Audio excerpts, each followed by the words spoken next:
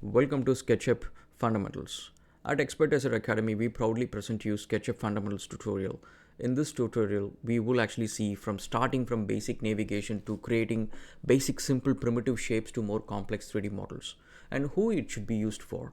And most cases, architects, interior designers, civil engineers, drafters, and a lot of different array of people, including mechanical engineers, can actually use SketchUp. And SketchUp is a widely used software across the globe.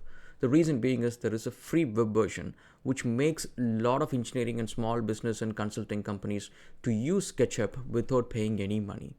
And in this lesson, we'll be taking over SketchUp Desktop, which is a pro version, and it's a 7 days trial. I'll suggest you guys try with a 7 days trial for this tutorial.